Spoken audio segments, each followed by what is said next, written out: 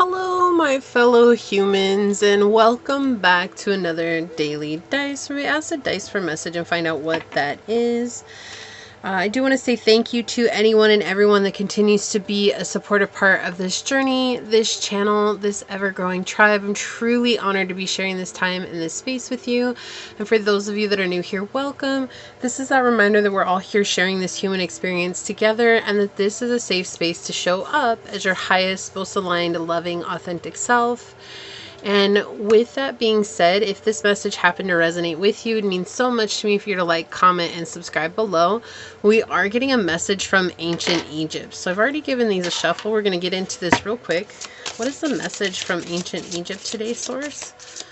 What is the message for my fellow humans from ancient Egypt? What is the message from ancient Egypt today? That's the one. Thank you. All right. So let's see what comes through. What is the message from ancient Egypt today? What would like to come through? What is the message from ancient Egypt today? So we've got the 4th house, Capricorn energy, and Uranus. So it looks like there's a big change because of healing that has to do with you working on letting go of family curses, generational curses here. And it does look like they want to focus on that. Like they want to show you that because you've put in the time, the effort, the energy to nurture yourself, to let go of past circumstances, to let go of the hurt, the pain, the suffering, to find out what it is that you were emotionally attached to and letting that go as well, and opening up to a new way of living.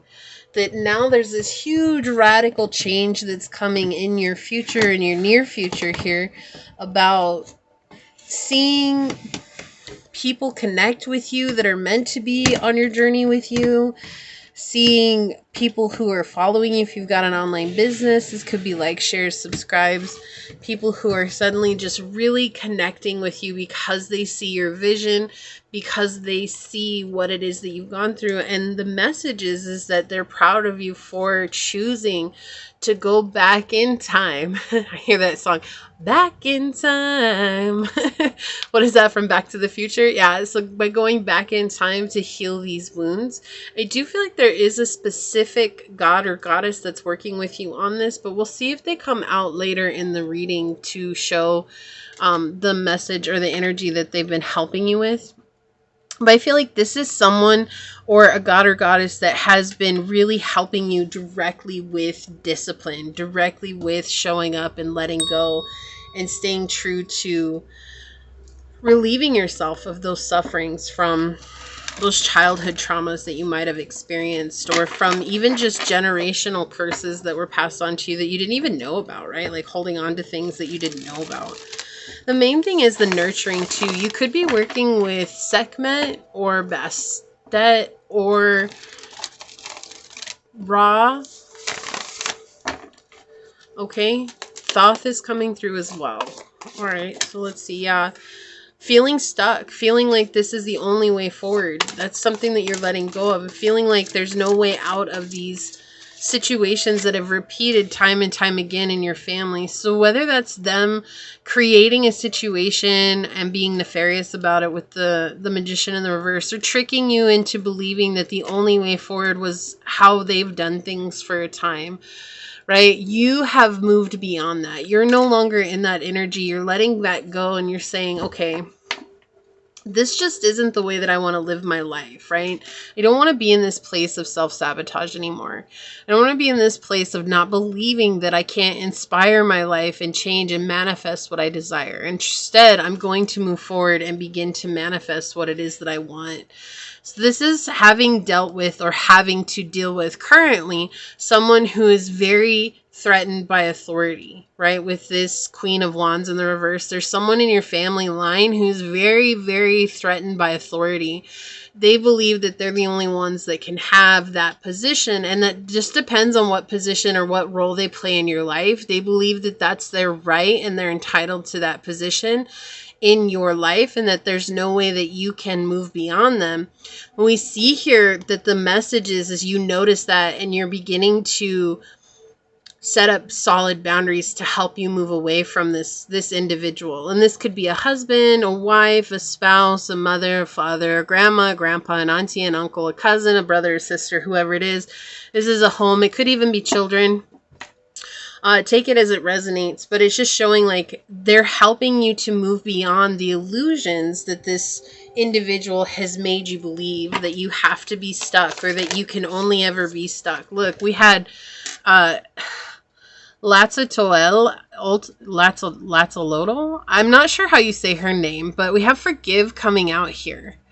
Okay, and forgive showing that like they're also helping you to forgive this person for the way that they've shown up. It's like they can't change who they are because they're not focused on changing who they are, but we can focus on changing ourselves. And forgiveness becoming the one card that's at the center of the reading here, it's showing that that's such a powerful place for you when you come into this place of forgiveness.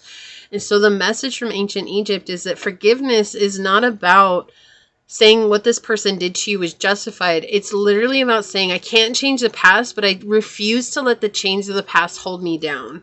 And look, we have Asclepios on the bottom with sacred medicine. Okay, so this is them bringing in sacred medicine. The healing comes from the forgiveness. And that's the sacred medicine from ancient Egypt that's coming through for you in regards to this reading. Has to do with how you feel about yourself, your individuality, your self-image, your approach to life. This is also going to change greatly when you're able to forgive with a pure heart, right? Because forgiveness is something that you have to go through. It's like, it's a process. It's like, I can say I forgive somebody, but not feel it. I don't feel it. I might not mean it, right? But I'm saying it because I know this is the journey I have to take. And then as you keep doing that, and as you keep forgiving, and as you keep letting go, eventually one day you're going to mean it. You're going to say like, oh my gosh, like I really do forgive this person. And when that comes up, then you're going to see how all of a sudden you've changed. And now you've changed the way that you view this situation. Like it's no longer holding you the way that it once was. In Square, we have a challenging situation, a mountain to climb. We see that this is very difficult. And the energy that's coming through is very clear. It's like they're showing you, it's like, we understand this is a mountain to climb. We understand that this is something that's very hard for you to go through. But the message is very clear. We want to bring this change into your life so that you can experience the freedom to be who you are wholly. But the main thing here is forgiving. This is North Node energy. You're destined to have this freedom in your life. You're destined to let this go. And I know that's not always easy, right? Like that's not always easy. Like letting go is probably one of the most difficult parts of our path. But I feel like forgiveness is too, because it's so much easier saying I'm never going to forgive this person than it is to say I forgive this person, because we feel like we're losing a part of ourselves when we say we forgive. Like, so I'm just basically supposed to let them justify the way they treated me. And it's like, no, that's not at all why we forgive. We forgive so we can let go of the resentment and the hurt that's on our heart. We have Drum coming through here. Dream and journey. So I do feel like you are getting messages about this in your dreams. And if you do journeying, like if you do shaman work or anything like that, there's also messages from ancient Egypt that are coming through, helping you with this. This could be gods and goddesses making an appearance. We have Magic Guardian, unlocking the magic within. And that's why we need to forgive, is so we can unlock who we are on the inside. So let's see what the card is. Pyramid, number 8. See, and we have Sashat on the bottom here with 20, okay?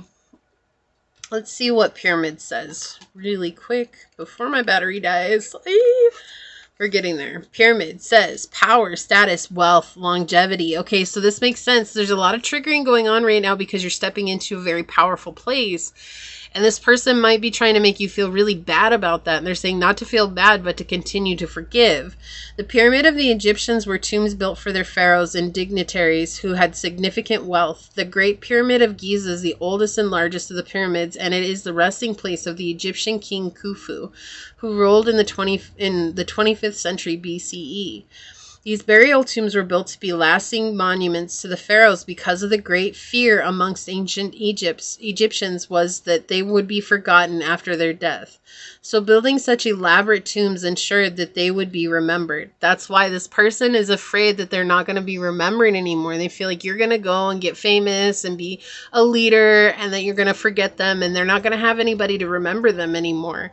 I mean, that's no excuse to treat you any one certain way, but that's the driving energy behind the way they're treating you, is that great fear. It says, so building such elaborate tombs ensured that they would be remembered. Clearly, it was an effective strategy. Pyramids are symbols of wealth, power, status, and social standing. They were built to last, and so they also represent longevity. When the pyramid card comes up in a spread, it's asking how you wish to be remembered.